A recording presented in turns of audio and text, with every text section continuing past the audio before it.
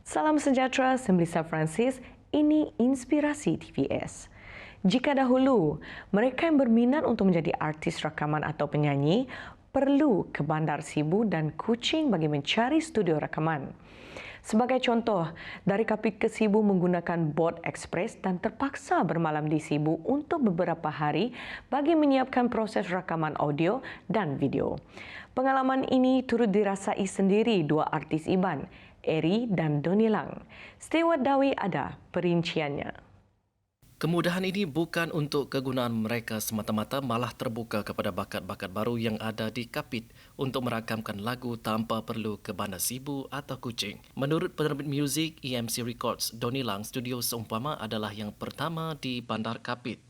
Dengan adanya salah satu tapak ataupun salah satu home studio yang berada di Kapit ini secara tidak langsung dapat memberi peluang dan ruang kepada orang-orang awam, bakat muda ataupun orang-orang yang berminat dalam seni persembahan, contohnya dalam seni muzik, untuk berkecimpung ataupun untuk menyelahkan lagi bakat ataupun potensi seseorang. Melihat keharapan, Doni berkata mereka sedang merancang untuk membuka sebuah lagi studio iaitu di Bandar Sibu. Seorang lagi penerbit muzik di EMC Records, Douglas Lang berkata dengan adanya kemudahan di dalam studio, dia ingin membawa perubahan di dalam gubahan dan susunan muzik supaya lebih mudah diterima ramai.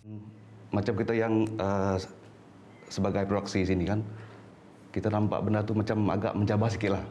Agak mencabar, tapi kita menyahut cabaran tersebut sebab kita pun syarikat baru dan kita terpaksa ikut peredaran zaman sekarang, terpaksa ikut beat-beat atau rentak-rentak yang ada sekarang. Kita boleh lihat macam sekarang ada yang lagu Iban dirapkan, ada dimixingkan dengan sape, terutama rap. Jadi itu sebagai semangat kita lah untuk terus berkarya dalam muzik, terutama khusus di Sarawak. Salah seorang artis muda di bawah naungan EMC Records juga Empam sangat bersyukur kerana diberikan peluang untuk menjadi salah seorang artis rakaman di bawah syarikat tersebut. Dia mengharapkan lebih banyak lagi golongan belia yang berminat dalam bidang nyanyian tampil ke EMC Records untuk mengasah dan menyerlahkan bakat sedia ada. Bagi saya ini adalah penubuhan yang sangat bagus untuk golongan belia seperti saya sendiri dan juga golongan belia yang ada di luar sana yang mempunyai bakat dalam nyanyian maupun penulisan lagu, pengubahan muzik dan juga sebagainya. Memang baguslah penubuhan. Untuk rekod EMC Records ini mula ditubuhkan pada tahun 2011 oleh pengarah syarikat Eri Lang selepas mendapat lesen perniagaan berdaftar dan lesen audio dan video dari Perbadanan Kemajuan Filem Nasional Finans. Laporan Stewart Dawi, TVS, Kapit. Jika di Semenanjung, makanan tradisi seperti otak-otak begitu popular khususnya di kawasan pantai timur dan di selatan. Di Sarawak tidak kurang pula hebatnya mendapat jolokan si pizza. Makanan tradisi Suman terus mendapat tempat tatkala berkunjung ke daerah Kabung. Suman merupakan makanan tradisi kaum Melanau di Sarawak. Bagi masyarakat di sekitar Kampung Kabung, Saratok, Sepauh dan Pusa, makanan tradisi Suman boleh diibaratkan seperti makanan kedua yang wajib dinikmati setiap hari. Keistimewaan hidangan ini adalah kerana ia boleh disediakan dengan pelbagai makanan laut. Suman yang diperbuat dari tepung sagu boleh dipelbagaikan intinya. Ia boleh dihidang menggunakan makanan laut seperti udang, sotong, ikan lumek, hati pari dan hati ikan buntal. Menurut pengusaha makanan tradisi Suman Kabung, Puan Fatimah Iseng atau lebih mesra disapa Bu Timah, bagi menambah kelazatan hidangan istimewa ini, ia perlu dipanggang menggunakan daun apung dan dimasak di atas bara. Penjagaan suhu bara juga memainkan peranan penting dalam menjaga aroma Suman. Orang putih, ada orang makan Suman. Macam rata miri, bintulu, kucing, banyak-banyak lah orang lain juga. Menurut Bu Timah yang mewarisi resipi air tangan ibu saudaranya kira-kira 20 tahun lalu, sama sekali tidak menyangka perniagaan itu mendapat permintaan yang begitu menggalakkan dari penduduk setempat. Dulu lagi nak cara membulung setat dan suman ni. Dia belajar orang juga, asalnya. Asal membulung setat lagi, sumbo membulung lagi oleh suman. Kalau turun kami belajar dengan dia juga. Asal membulung yang Bercerita lanjut, ibu kepada 4 anak ini berkata, jualannya melambung tinggi terutama apabila berlangsungnya festival layang-layang sedunia yang diadakan setiap tahun di daerah Kabong. Dari segi rasanya lah, dari segi rasanya nyaman juga, intinya ada lebih sikit lah. Nampun tak payah, tak udang. Ampun payah, ada udang, ada suntung, hati dah nyaman lah. Kami dah selalu beli suman dengan but timah setiap pagi. Ke 8 pagi. Suman payak. Suman special. Payak campur suntung. Tambah buk timah setiap hari lebih 400 keping suman berjaya dijual. Ada kalanya pula boleh mencecah 1000 keping sehari jika ada keramaian. Dia yang dibantu oleh suaminya tidak menang tangan apabila tiba musim cuti sekolah dan musim perayaan.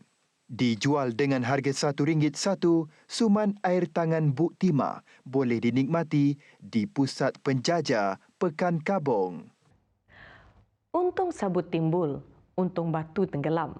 Siapa sangka ditamatkan perkhidmatan, Awang Hizbullah berusaha memulakan perniagaan sendiri.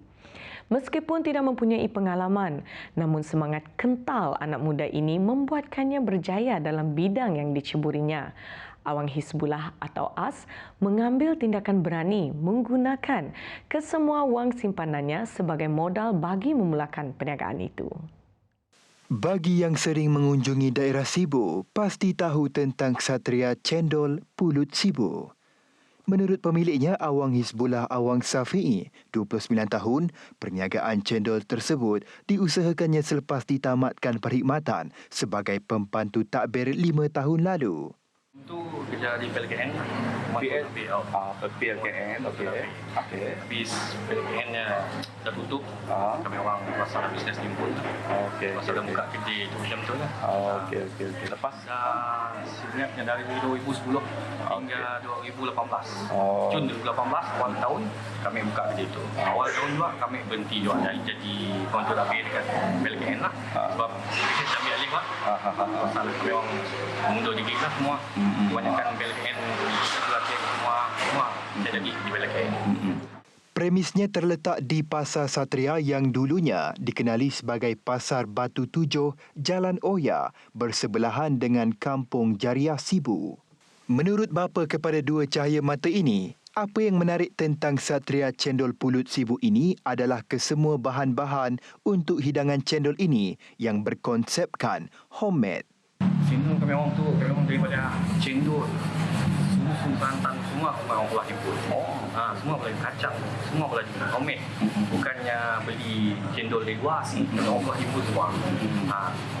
Contoh ada kacang, kami orang pakai kacang merah, yang pakai black ice beef, kami orang ikut atas semenjung lah. Kan tidak pakai kacang ya.